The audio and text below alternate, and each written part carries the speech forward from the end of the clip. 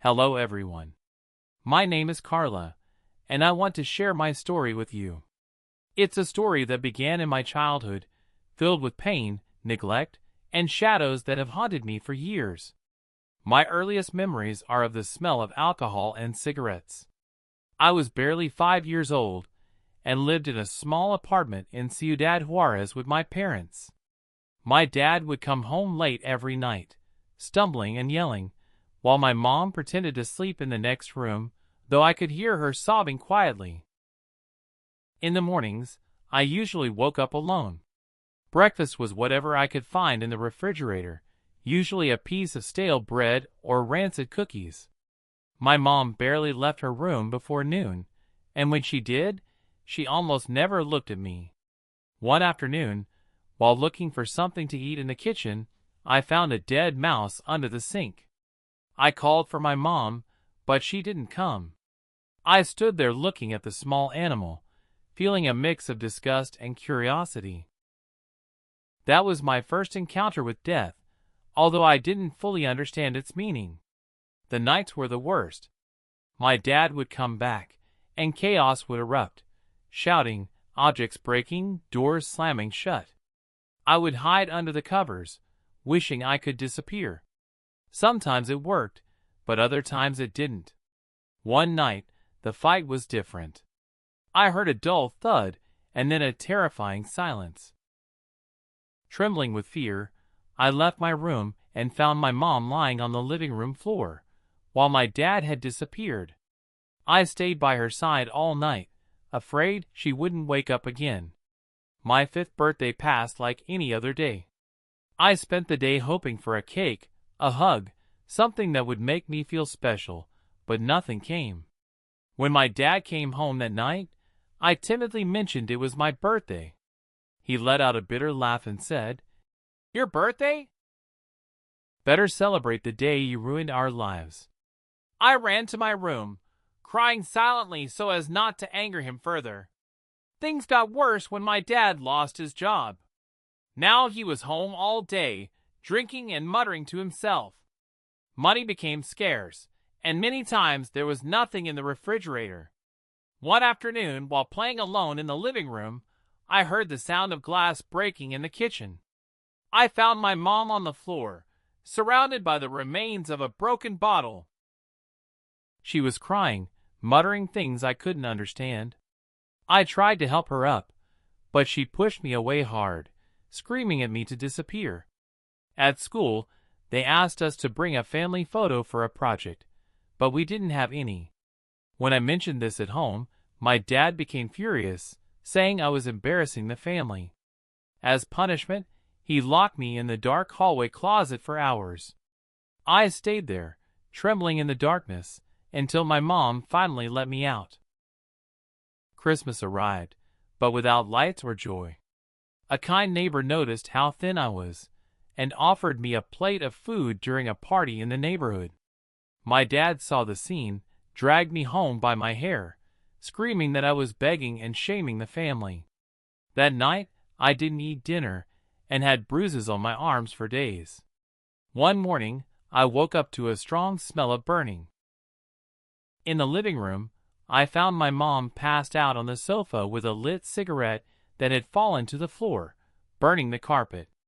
I put out the fire with a glass of water and stayed there, thinking about how easy it would have been if the fire had spread, taking us all. The bills began to pile up, and they cut off the electricity. We spent days in darkness, using candles. My parents blamed each other, but always ended up blaming me for existing.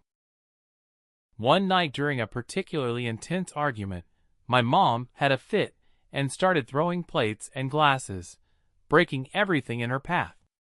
I hid under the table while shards of glass fell around me.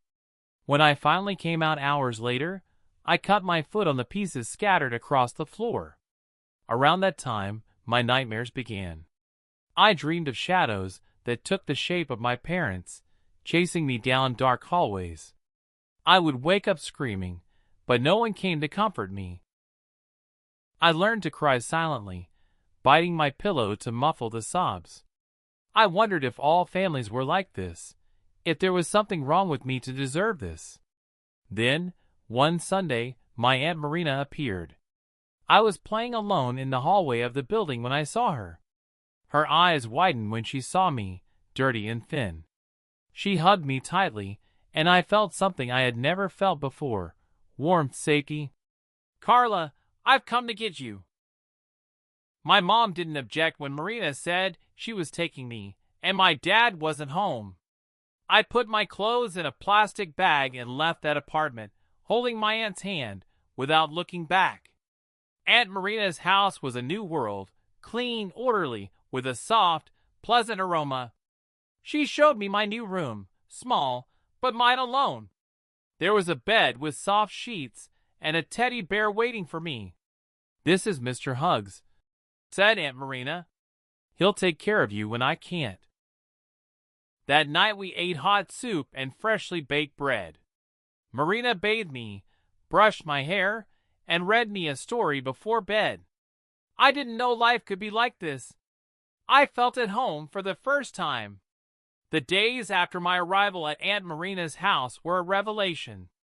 For the first time in my life, I had a routine and someone who cared about me. Marina took me to the doctor, bought me new clothes, and enrolled me in school. Having someone ask me how my day had been was so new that at first, I didn't know how to answer. Although my life improved, the scars from the past remained, like shadows that refused to disappear. I had recurring nightmares, wet the bed, and suffered panic attacks at school. Nights were still difficult. Even though there were no more shouts or hits, I still woke up expecting to hear the sounds of the past. Aunt Marina was incredibly patient. She always hugged me and calmed me down, saying, "You are strong, Carla, stronger than you think. One day all this will be behind you." She not only gave me a home, but also gave me back my hope. Little by little, I adapted to my new life. At school, I made my first friend, Sophia, and discovered the pleasure of reading books. Aunt Marina always encouraged me, proud of every small achievement. She taught me to appreciate the small moments of happiness. Planting flowers in the garden, cooking together on weekends, watching fairy tale movies. Over time, the noise of the past began to fade. The years passed, and my biological parents never came looking for me. For me, Marina was my family, my only anchor in a world that had once been cruel to me. She taught me to care for plants, to be kind to myself, and above all, to believe that I deserved love and security. Adolescence brought new challenges. I experienced my first love and my first heartbreak, and Aunt Marina was always there to listen, advise, and support me. She taught me that it was normal to feel pain, but that we shouldn't let that pain define us. When I turned 18, I took my university entrance exam and was accepted. Aunt Marina cried with joy. "I always knew you would go far," she said, hugging me with pride. University opened up a new world for me. I made friends, studied with passion, and discovered my vocation in graphic design.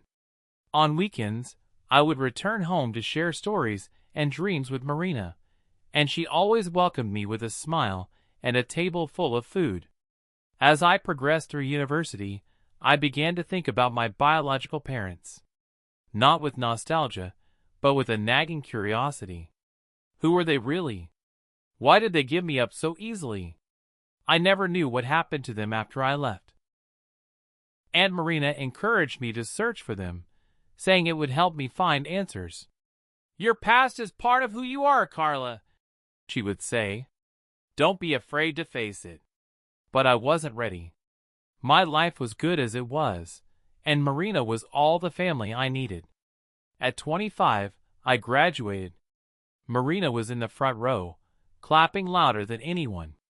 That night, as we celebrated, she handed me an envelope. "It's the deed to the house," she said. "I want it to be yours when I'm no longer here." I tried to refuse, but she insisted. "You are my daughter in every way that matters, Carla. This is your inheritance, your home." In that moment, I understood how much love was in my life and how much I had grown from that scared 5-year-old girl. Marina hadn't just saved me, she had given me a life full of opportunities. I hugged her, feeling a mix of gratitude and a strange premonition, as if Marina were saying goodbye. In the following weeks, I immersed myself in my job search. Marina encouraged me, but I noticed something wasn't right. She seemed more fragile, more distant. One morning, I received a call from the hospital. Marina had fainted and been rushed there. I ran, my heart pounding wildly. The diagnosis was devastating: advanced cancer.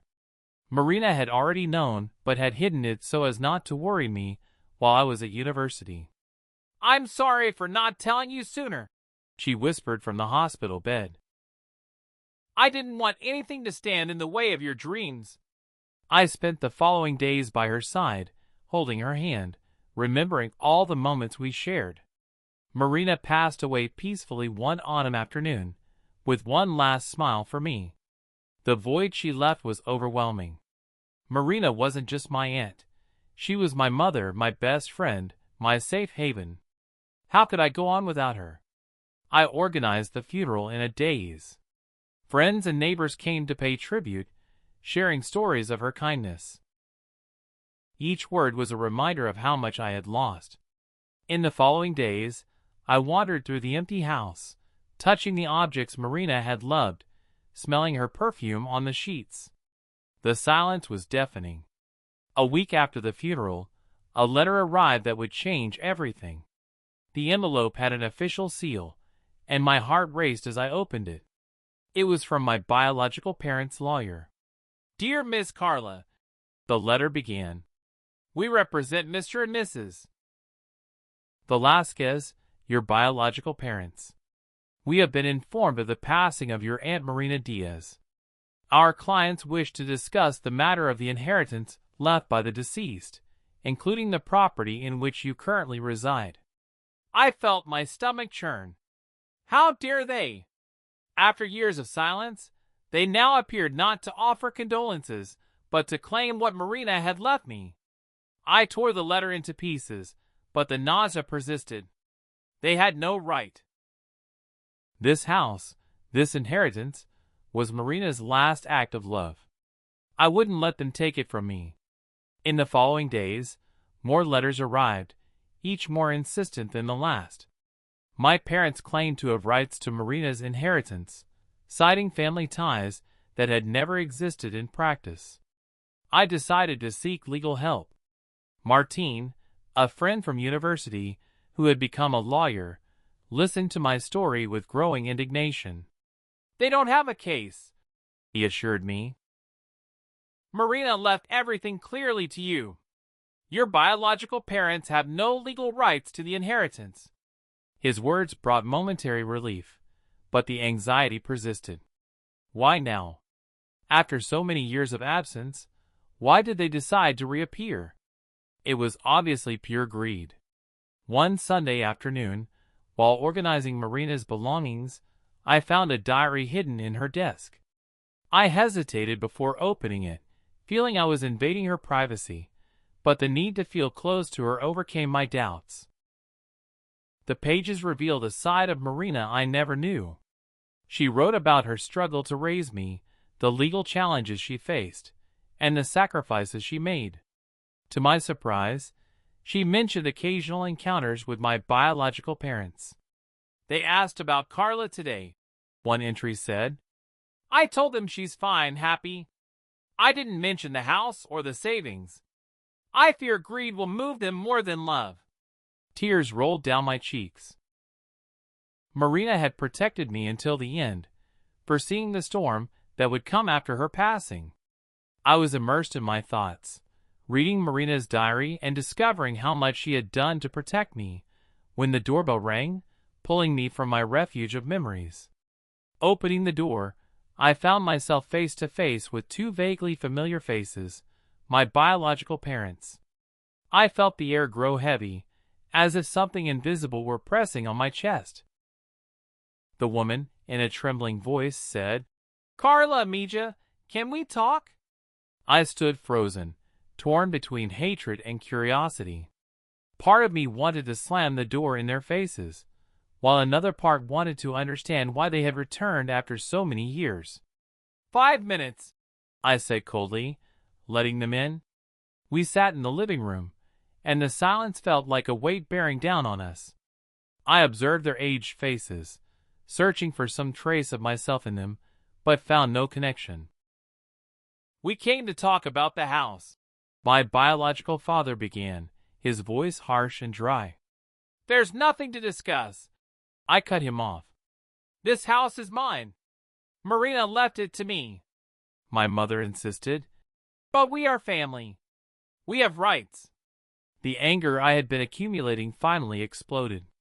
Where was that family when I was 5 years old and needed love? Where were you all these years? They exchanged uncomfortable glances, as if they didn't know what to say. We made mistakes, Carla, my mother said. But we want to make things right now.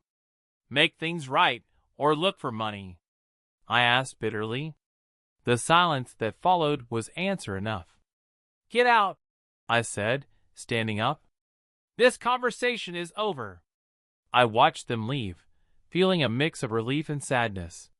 Not for what could have been, but for what Marina meant to me. She was my true family, the one who had given me unconditional love. That night, emotionally and physically exhausted, I fell into a deep sleep. That's when the nightmares began. Dark shadows chased me, and voices murmured threats in the darkness. I woke up in a cold sweat, with the feeling that something sinister had been awakened. In the days following my biological parents' visit, the situation became more disturbing. I alternated between moments of intense anger and deep sadness.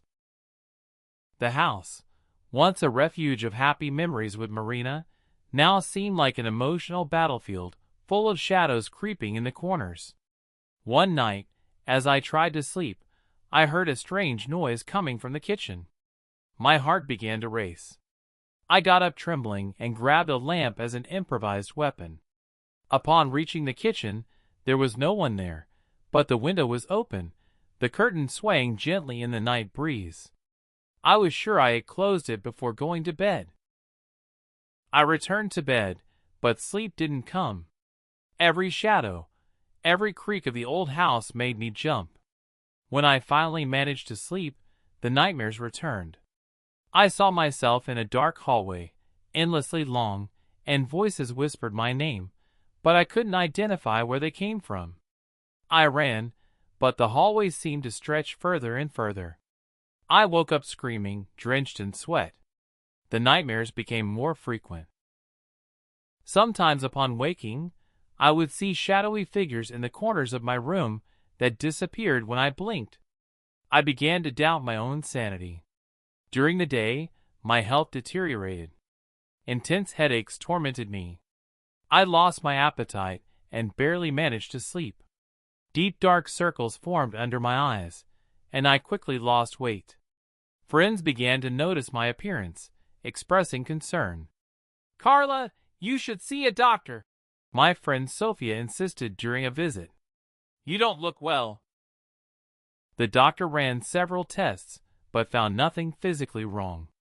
It could be stress, he suggested. You've been through a lot recently. But I knew it was more than that. Something wasn't right. Something was deeply wrong. One particularly dark night, I woke up with the sensation of being watched. I opened my eyes and saw a dark figure standing at the foot of my bed. I screamed, frantically turning on the lamp. But when the light filled the room, there was no one there. I spent the rest of the night in the living room with all the lights on, trembling with fear.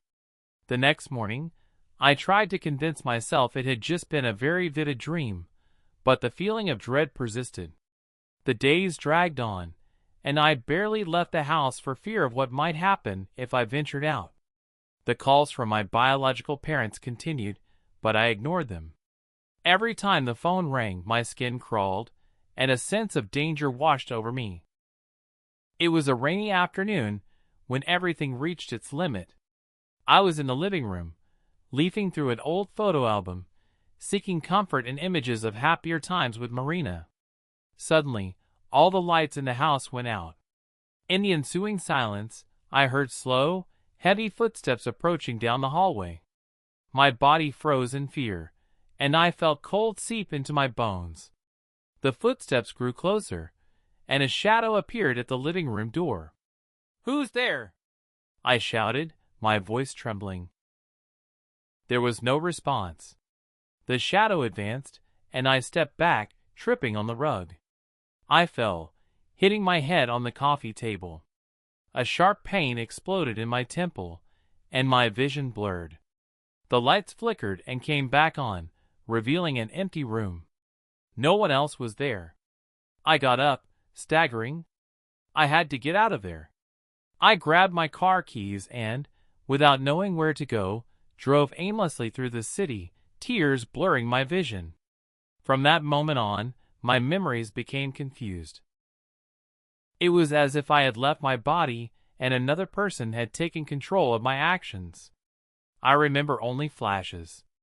I don't know how long I drove or how I got there, but suddenly I found myself in front of an old house on the outskirts of the city. A worn sign read, "Spiritual Consultations Don Emilio." Something pushed me to stop. Perhaps desperation or shock, but I felt I had arrived there for a reason. I got out of the car, staggering. My vision darkened, and I felt my body give way. The last things I registered were strong arms holding me and a calm voice saying, "Everything will be all right now." When I regained consciousness, I was lying in a bed in a dark room. The smell of incense hung in the air. I tried to get up, but my head throbbed painfully. "Easy," said a voice. The man who had opened the door was sitting by the bed. "You're safe here." "Who are you?" I asked, my voice hoarse. He smiled gently. "My name is Don Emilio." "You need help, and you've come here for that reason." I looked around, confused and scared. Part of me wanted to flee, but another part, the exhausted, desperate part, wanted to believe I had finally found help. "What's happening to me?" I asked, feeling tears threaten to spill. Don Emilio took my hand. His touch was warm and comforting. "You are being stalked, Carla. A very powerful spell has been cast against you. But don't worry, I am here to help you." Don Emilio's statement left me motionless. A spell? Part of me wanted to laugh at how absurd it sounded, but after everything I had experienced in those days, I was willing to believe in anything that explained my torment. How can we stop it?" I asked, my voice trembling. Don Emilio stood up, walking towards a bookshelf filled with ancient books and strange jars. "We must perform a ritual," he said with a serious tone. "It won't be easy, but it's the only way to break the spell and save you." I swallowed hard, fear and hope battling inside me. "What do I need to do?" He turned, his eyes meeting mine firmly. "Trust me, Carla. You need to trust me completely." At that moment, exhausted and desperate for answers, I did the only thing that seemed possible. I surrendered to the stranger, hoping that in the end I would find peace. The room where Don Emilio led me was an unsettling contrast to the rest of the house.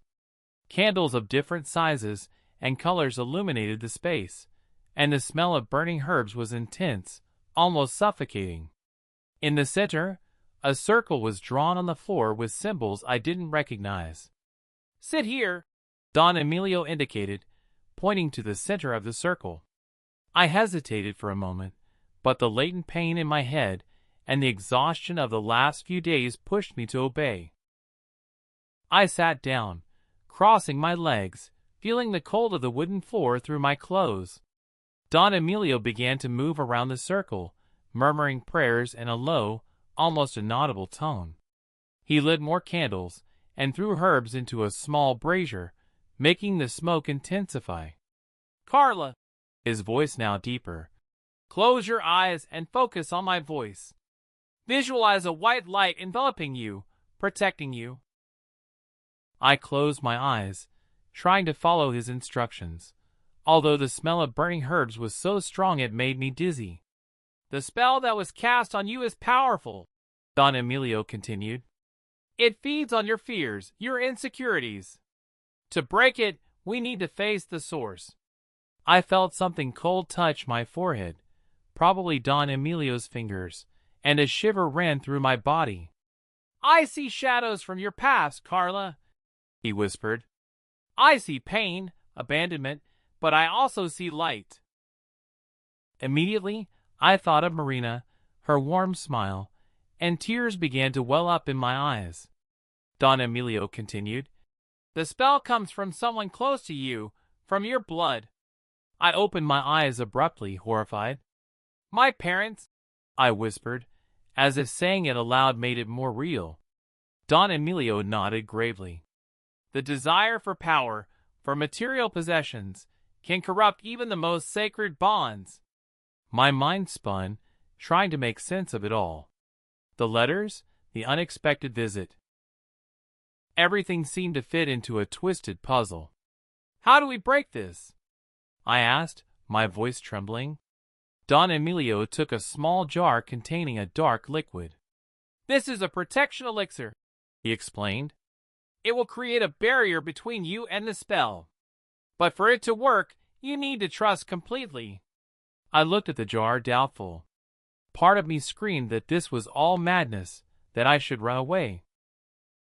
But the other part, the one yearning for relief and answers, made me reach out my hand. Don Emilio poured a few drops of the liquid into my palm. Rub it on your chest, right where your heart beats. I did as he instructed. The liquid had a strong, almost metallic smell. As soon as I applied it to my skin, I felt a warmth spread through my entire body. Don Emilio began to chant again, his voice increasing in volume, as the smoke in the room seemed to thicken, forming strange shapes in the air. My head felt light, as if I were floating. Suddenly, images began to flash rapidly before my eyes. Marina smiling, my biological parents with dark expressions, the house where I grew up. The images blended together, as if they were part of a living nightmare. Resist, Carla! Don Emilio's voice caught through the haze of my mind. Face your fears. I concentrated on the image of Marina, her smile, her unconditional love. I felt a surge of strength run through me, and the voices whispering threats began to fade. The shadows that seemed to surround me retreated slowly, and the haze in my mind dissipated. I opened my eyes, gasping. Don Emilio was kneeling in front of me, his face glistening with sweat. It is done, he said, his voice tired. The spell has been broken. I looked around, feeling different. The weight that had crushed me for days had diminished. I took a deep breath, feeling the air fill my lungs as if for the first time. What happens now? I asked, still dazed by everything I had experienced. Don Emilio stood up, offering me his hand to help me to my feet. Now you are protected. In 7 days, you will have a revelation. But remember, the danger has not completely passed yet. He walked to a nearby table and took a small cloth bag. Carry this with you. It's protection herbs. Keep it near your bed. I took the small bag, feeling its weight in my hands. And my parents? What do I do about them? Don Emilio looked me in the eyes and spoke firmly. That energy they created is very powerful, coming from the shadows. An unstable energy that cannot be destroyed. What I did was repel it from you, and that dark energy will likely return to the one who created it. That's why we must create a protection for you, so that evil cannot find you again. I was stunned by Don Emilio's revelations. I had never known anything about energy, and it was all a chilling revelation. How much do I owe you for this? I asked, but he shook his head. I don't charge for spiritual services. My house is maintained by donations. Wait until everything is resolved, and if you feel you should, you can donate afterwards." We said goodbye, and I left there, remembering the ritual and wondering what would happen next. Arriving home, I placed the herb sachet under my pillow as Don Emilio had instructed. I lay down, exhausted but with my mind still spinning from everything that had happened. The next day dawned with a clarity I hadn't experienced in a long time. I woke up without the oppressive weight that had accompanied me, although a subtle anxiety still hung in the air. I decided to resume my routine, trying to find some normalcy amid the chaos of recent events. I returned to work, where my colleagues noticed the change in my appearance. "Carla, you look different," commented Mariana, a colleague. "Lighter, you know?" I smiled, not knowing how to explain what had happened. "Let's just say I found some peace," I replied vaguely. The days passed, and I counted them mentally after the ritual. Each night before sleeping, I touched the herb sachet under my pillow, seeking the protection promised by Don Emilio. On the night of the 6th day, I had a vivid dream. I was back in the house where I grew up, the one I shared with my biological parents, but something was different. The walls seemed to move, whispering. At the end of a long dark hallway, I saw a figure. As I approached, I recognized Marina. "Be careful, Carla," her voice echoed strangely. "Not everything is as it seems." The 7th day dawned like any other. I got up, had my coffee, and got ready for work, determined to maintain my routine despite the strange events of recent days. The herb sachet Don Emilio had given me remained under my pillow, a constant reminder of the ritual and its promises. At the office, I immersed myself in my tasks. Work was a refuge, a place where I could pretend my life wasn't upside down. The hours passed quickly, and before I knew it, it was time to go home. As I drove, I felt a growing unease. It was as if something was waiting for me, something I wasn't prepared for. I parked in front of my house, and then I saw them. My biological parents were standing on the sidewalk, staring at me intently. I froze, my hand still on the car door handle. "Carla," my mother called, her voice distorted. "We need to talk." I got out of the car, and as I approached, I noticed something strange about their faces. In their eyes, there was a malevolent gleam I had never seen before. "What do you want?" I asked, trying to keep my voice steady. My father stepped forward, a twisted smile forming on his lips. "We want what is rightfully ours. The inheritance, Carla. You're going to share it with us." A chill ran down my spine. Their voices didn't sound natural. There was a guttural tone that frightened me. "That inheritance is mine," I replied, stepping back. "Marina left it to me. You have no right to anything." Suddenly, the air around us seemed to grow heavier. My mother let out a laugh that chilled my blood. It wasn't a human laugh, but a distorted, almost demonic sound. "You think you have a choice, dear daughter?" Their faces contorted into expressions of pure hatred. "What's happening to you?" I stammered, fear taking hold of me. My father advanced, his hand extended like a claw. "We want the inheritance." His voice was dark and threatening, and in that moment, I realized I wasn't dealing with my biological parents, but with something far more sinister. "You're possessed," I shouted, the word escaping my lips without thinking. They both laughed, a sound that seemed to come from the depths of hell. "Possessed? No, dear. We embraced this. We gave our souls willingly for the power to take what belongs to us." Their words were so terrifying that I felt the ground crumble beneath my feet.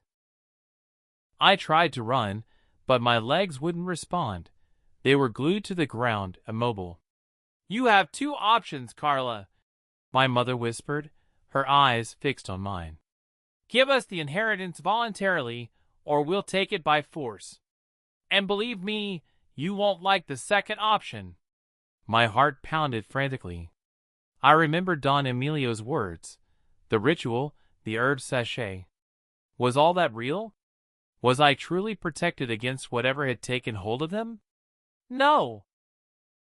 I shouted, gathering all the courage I could. "That inheritance is mine. That legacy of love from Marina, you will never have it. You don't deserve it." My parents roared with rage, and at that moment, my father lunged at me, grabbing me from behind with force. The smell of sweat and alcohol made me nauseous. My mother approached, pointing at me, insulting and threatening me. We were so caught up in the confusion that we didn't notice some people had stopped to watch, curious about what was happening. A neighbor shouted for them to stop and tried to intervene, but my mother attacked him with a small knife, making him retreat. We stood there, trapped in a scene of chaos, while my mother held my hair, telling me I would pay for being greedy. "Greedy? You're crazy!" I shouted, trying to break free from my father, who held me tightly against his body. They both exuded a nauseating smell, as if all the rot of their souls had manifested physically around us. I heard more voices join in, some shouting for them to stop, others threatening to call the police. The world seemed to move in slow motion, each second stretching into an eternity of terror. Then a shout broke the air, cutting through the chaos. "Police! Everyone stop!" The authoritative voice of an officer echoed down the street, bringing momentary relief. The officer's shout seemed to freeze time for an instant, and my parents hesitated. It was enough for me to feel a spark of hope. Two officers approached quickly, their faces reflecting a mix of shock and determination. "Step away from the young lady," one of them ordered, his hand on his holster. My mother, with an almost animalistic roar, lunged at the nearest officer, moving with an inhuman speed. The surprised officer barely had time to react before she wounded him with the knife. "Taser!" shouted the other officer, rushing to help his partner. Watching the scene was surreal. My mother, the woman who had given birth to me, now thrashed like a wild beast as the officers tried to subdue her. I heard the metallic click of handcuffs closing, followed by their shouts full of hatred and frustration. I thought the worst was over. But then I felt the cold of a blade against my neck. My father, taking advantage of the distraction, had pulled out a kitchen knife and was holding it against my skin. "Nobody move!" he shouted, his voice a grotesque mix of desperation and fury. "Or I'll kill her right here!" The smell of alcohol and sweat from my father made me dizzy, and I could feel his body trembling against mine. Then I heard a dull sound behind us, followed by a thud. My father let out a grunt of surprise and pain, releasing the knife, which clattered to the ground. A third officer, who had approached stealthily from behind, had struck him with his baton. In a matter of seconds, my father was also on the ground, being handcuffed. I fell to my knees, trembling uncontrollably as tears finally cascaded down. A policewoman approached me, gently placing a hand on my shoulder. "It's okay now, miss. You're safe." The ride to the police station was a blur. Sitting in the back seat of the patrol car, I watched the city lights pass by, trying to process everything that had happened. Shock began to give way to profound exhaustion. At the station, they took me to a separate room where a kind detective offered me a glass of water and a blanket.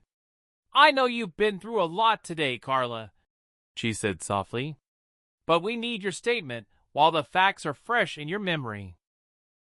As I recounted the events from my parents' arrival to the police intervention, the detective listened attentively, taking occasional notes. When I finished, she looked at me with a mix of compassion and concern. "Carla," she began cautiously, "there's something you need to know about your parents." The words she spoke in the following minutes left me stunned. My parents weren't just troubled people with alcohol addictions, as I had always believed. They had an extensive and violent criminal history, illegal possession of weapons, drug trafficking, armed robbery. The detective continued listing offenses as I felt the world crumble around me. They had been fugitives for years, she continued. And what happened today? Well, we can add attempted murder to the list. I sat in silence, trying to absorb everything she was telling me. Who were these people really? How could I be the daughter of such dangerous criminals? They will be detained for a long time, the detective assured me, especially considering the resistance to arrest and the attack on the officers. You are safe now.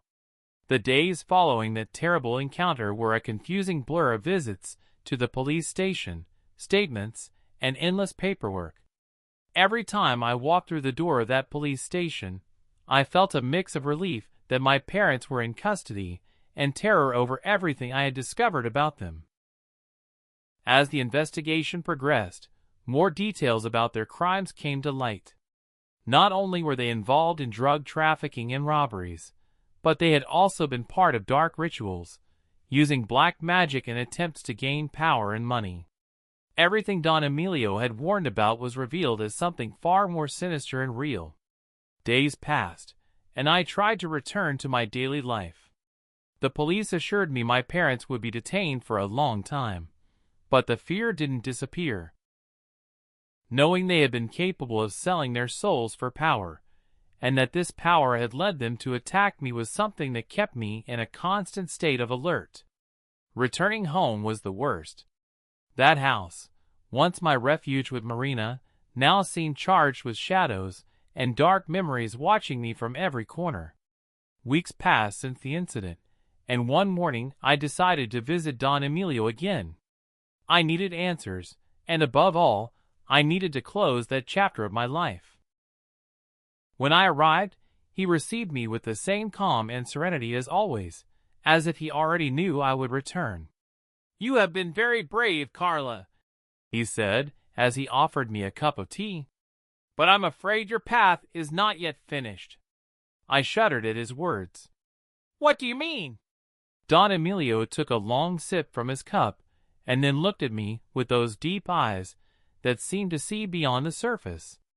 "The spell we broke was only one part. Your parents' desire to take what doesn't belong to them is still there, even though they are behind bars. And the energy they created is still looking for you, because it feeds on their hatred and greed. Unless you know how to protect yourself, it may find you again." I felt fear grip me again, suffocating. What can I do? How can I free myself from this forever? "You need something more than protection, Carla," Don Emilio said. "You need to confront your own fears, because those shadows feed on them. The night of the ritual, you faced your past, but you haven't yet accepted everything it represents." I closed my eyes, remembering the feeling of warmth and relief I had felt after the ritual. "So what do I have to do?" Don Emilio got up and walked to the bookshelf where he kept his ancient books. He took out one with a worn cover and opened it, searching for a specific page. "Tonight, we will do one last ritual. One that will help you cut the bond your parents created with you." The word, last, resonated in my mind like a promise. I was tired of living in fear, tired of having to look over my shoulder. "I'm ready," I said, my voice firmer than I actually felt. That night, Don Emilio's house was even more charged than the first time I was there. Black and red candles illuminated the room, and the air was thick with a dense smell of incense that almost burned the throat. "You must understand that this ritual will be different," Don Emilio explained. "This time, you won't just be a recipient. You will have to participate actively. You will need to face the shadows face to face and resist their attempts to break you." I nodded, although inside I felt like my legs were made of jelly. "I will do it." He sat me in the same circle as before, but this time he'd placed additional objects around me: dark stones, a small ceramic figure, and a bowl of clear water